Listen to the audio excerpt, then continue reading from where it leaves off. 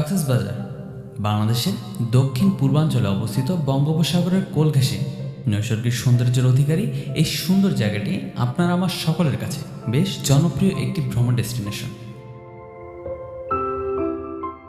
বিশ্বের সবচেয়ে দীর্ঘতম সমুদ্র সৈকত এই কক্সবাজারে অবস্থিত।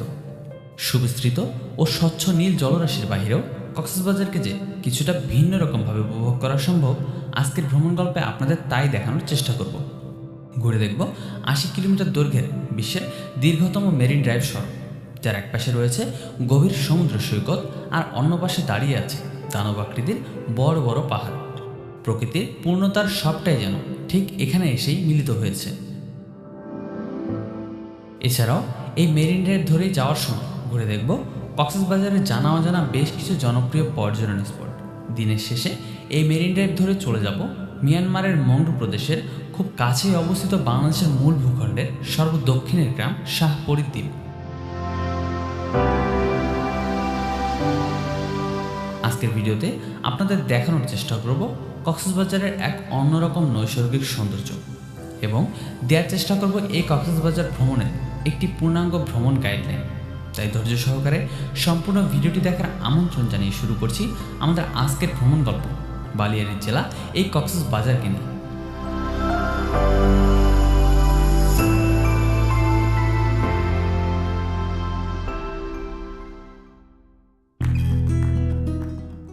কক্সবাজারের জনপ্রিয় পর্যটন স্পটগুলো ঘুরে দেখার জন্য আমাদের সর্বপ্রথম গন্তব্য হচ্ছে কক্সবাজার শহর।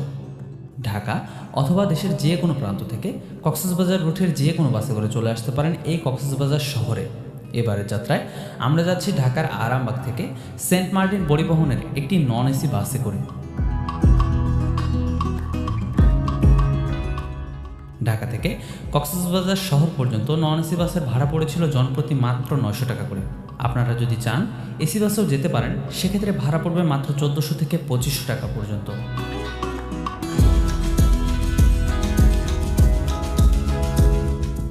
যাত্রাপথে আমাদের বাস যাত্রাবিরতি দিয়েছিল কুমিল্লার নূরজাহান রেস্টুরেন্টে। 20 মিনিটের এই যাত্রাবিরতিতে আপনারা চাইলে রাতের খাবারটা এখান থেকে সেরে নিতে পারেন। তবে হাইওয়ে হোটেলগুলোতে খাবারের দাম তুলনামূলক কিছুটা বেশি হওয়ায় খাবার আগে অবশ্যই খাবারের মূল্য জিজ্ঞেস করে নেবেন।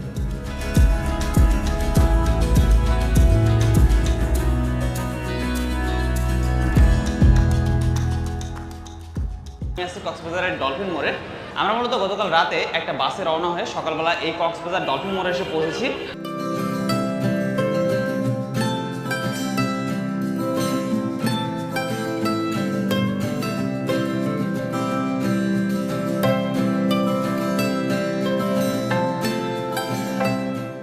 তো আমরা অসংখ্য অটো এবং সিএনজি এছাড়াও কিন্তু চাঁদের গাড়ি সবকিছু এখানে পেয়ে যাবেন।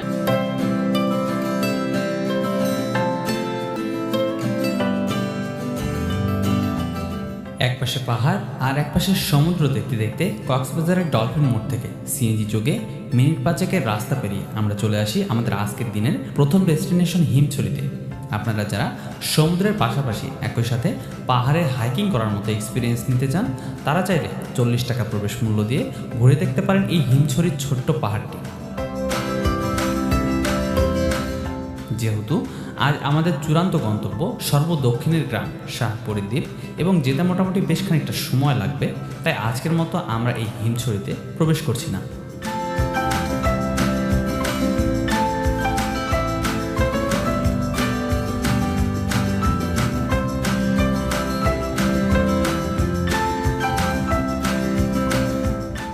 অল্প কিছু দূর এসে আপনারা এই পয়েন্টটা পেয়ে যাবেন।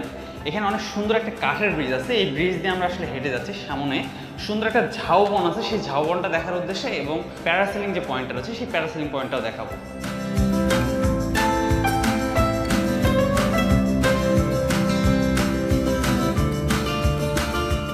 ঝাউ গাছের যে বনটা রয়েছে এটা আসলে সত্যি অনেক সুন্দর। আপনারা ঝাউবনের সৌন্দর্য উপভোগ করতে চাইলে কিন্তু এই ফান ফেস্ট প্যারাসেলিং যে পয়েন্টটা রয়েছে সেই প্যারাসেলিং পয়েন্টটা কিন্তু আসতে পারেন।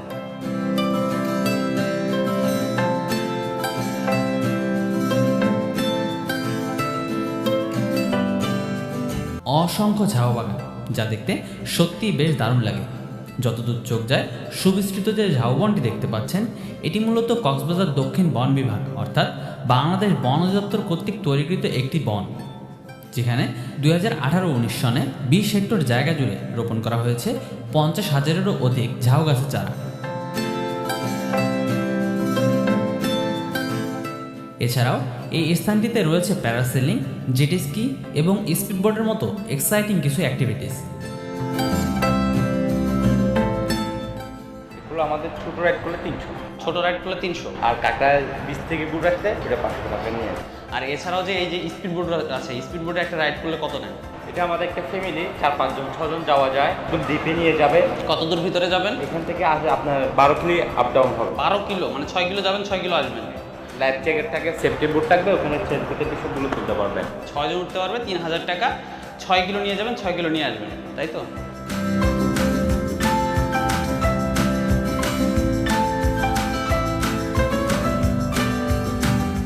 এছাড়াও কিন্তু এখানে প্যারাসেলিং করতে পারবেন। প্যারাসেলিং এর প্যাকেজ আছে 2।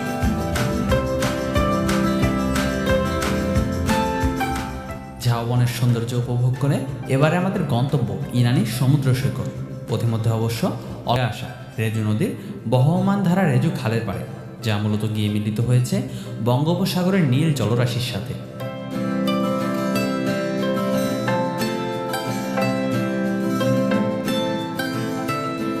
এটা হচ্ছে মূলত রেজুখাল, আর এটা হচ্ছে রেজুখাল ব্রিজ। এটা আসলে অনেক পুরাতন একটা ব্রিজ। এখানে দাঁড়ানোর একটা মূল উদ্দেশ্য হচ্ছে এইখানে কিন্তু আপনারা চাইলে কায়াকিং করতে পারবেন। মাত্র 250 টাকা আধা ঘন্টা কায়াকিং করতে পারবেন। 2 জন বসতে পারবেন এই সব বোটে, বসে কিন্তু সুন্দরভাবে এই খালটা আসলে এক্সপ্লোর করতে পারবেন।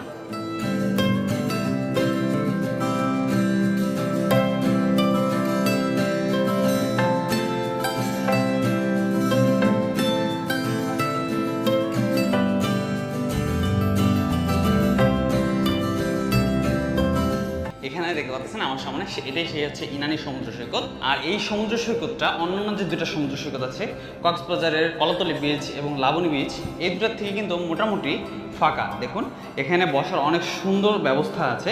এদিকে সমুদ্র, আপনি কিন্তু সমুদ্র উপভোগ করতে পারবেন।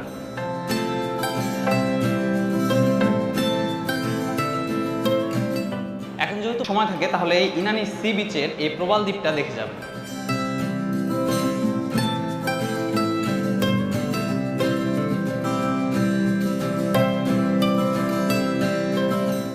আর এই ইনানি বিচের পাশেই কিন্তু রয়েছে ইনানি জেটি ঘাট। মূলত এখান থেকে আগে সেন্ট মার্টিনের যে যাত্রীবাহী শিপগুলো ছিল সেই শিপগুলো ছাড়তো, মানে নুনিয়াছড়া জেটি ঘাট থেকে চলাচল করছে।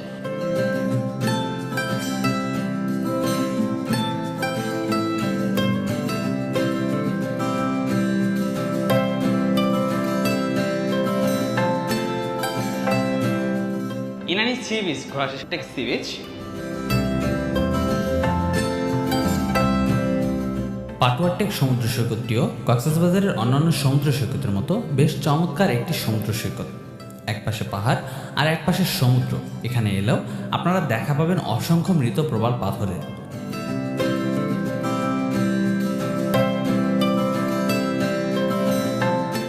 মূলত এই পাটুয়ারটেক সমুদ্র সৈকত পর্যন্তই অধিকাংশ পর্যটক এসে চলে যায়।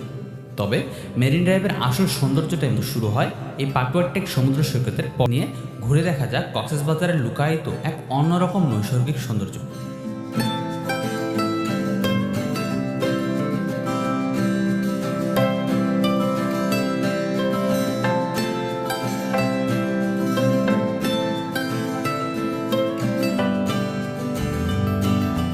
সমুদ্র, আর এর পারে আমি কিন্তু দেখতে পাচ্ছি ওখানে লাল কাঁকড়া আছে। আপনাদেরকে দেখানোর চেষ্টা করি, দাঁড়ান। এই যে গর্তগুলো দেখতে পাচ্ছেন, মূলত এগুলোতে লাল কাঁকড়া আছে। ওরা আসলে মানুষের সাড়া পেলে আসলে ঢুকে যায়। এই যে অসংখ্য গর্ত আছে, দেখুন এই যে এখানে এক গর্ত। একটু আগে আমি দেখলাম, আমি আসা মাত্রই জাস্ট ঢুকে গেছে এখানে। তো দেখি দৌড়ে ধরার চেষ্টা করি একটা।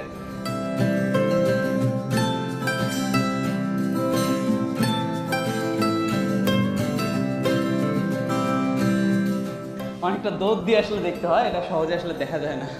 এরা প্রচণ্ড জোরে জোরে দৌড় দেয়। এই যে দেখতে পাচ্ছেন আমার হাতে, এটা হচ্ছে মূলত লাল কাঁকড়া। এই যে বাবু, ও আসলে এই জায়গায় থাকে, ও ধরে দিছে এটা। তো যাই হোক, এখানে এরকম অনেক ছোট ছোট বাচ্চা পেয়ে যাবেন যারা আসলে এই কাঁকড়াগুলো আপনাদেরকে ধরিয়ে দেখাতে পারে। দেখুন জাস্ট, এটা হচ্ছে লাল কাঁকড়া, ডিফারেন্ট কালার একটা কাঁকড়া।